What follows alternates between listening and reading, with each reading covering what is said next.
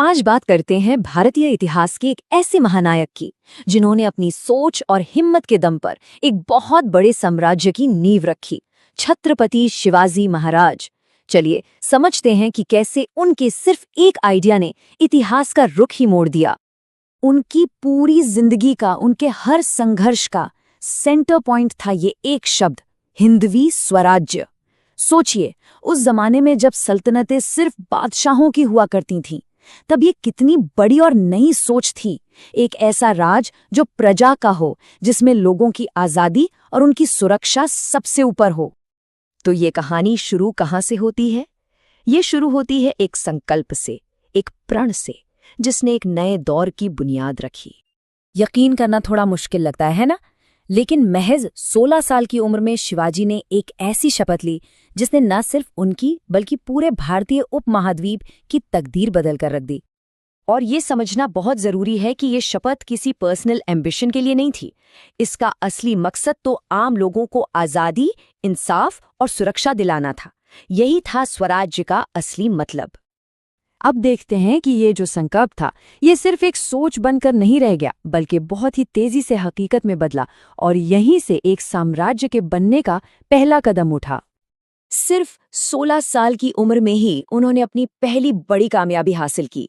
तोरना का वो विशाल किला, उन्होंने उस पर कब्जा कर लिया।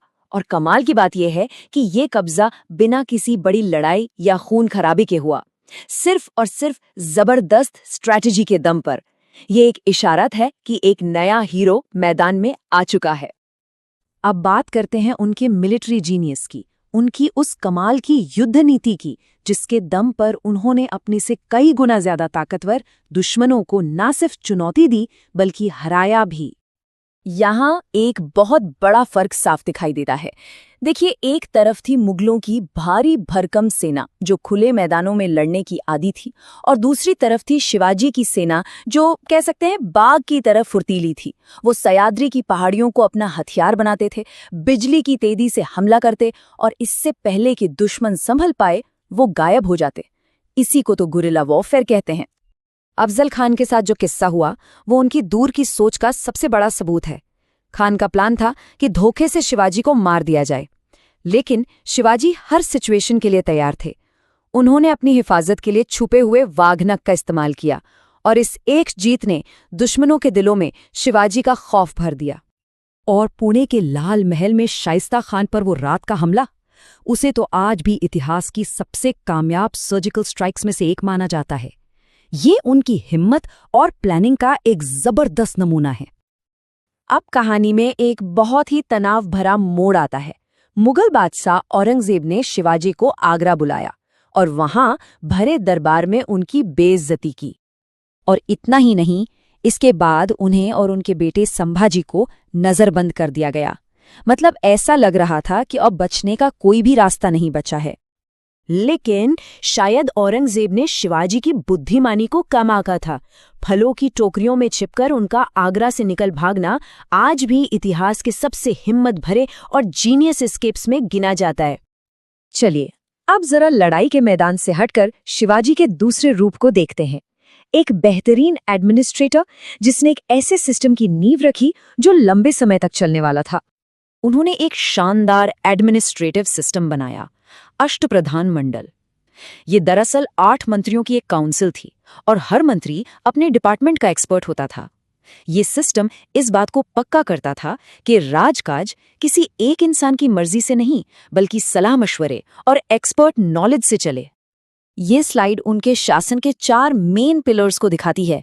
एडमिनिस्ट्रेशन के लिए अष्टप्रधान मंडल, इकोनॉमी के लिए चौथ जैसा एक ऑर्गेनाइज्ड टैक्स सिस्टम, इंसाफ के लिए जाति धर्म से ऊपर उठकर सबके लिए एक समान कानून, और कोस्टल सिक्योरिटी के लिए एक ताकतवर नेवी।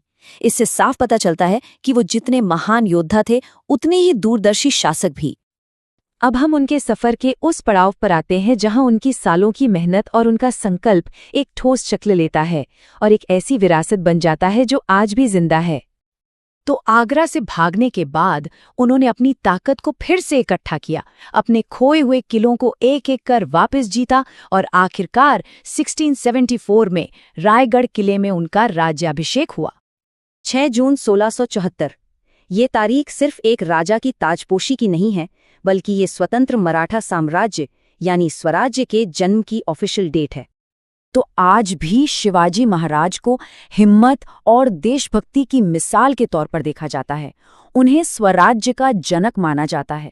वो स्ट्रैटेजिक वॉरफेयर के मास्टर थे, एक सेक्युलर शासक थे जो सभी धर्मों का सम्मान करते थे और अच्छे शासन के लिए आज भी एक प्रेरणा है।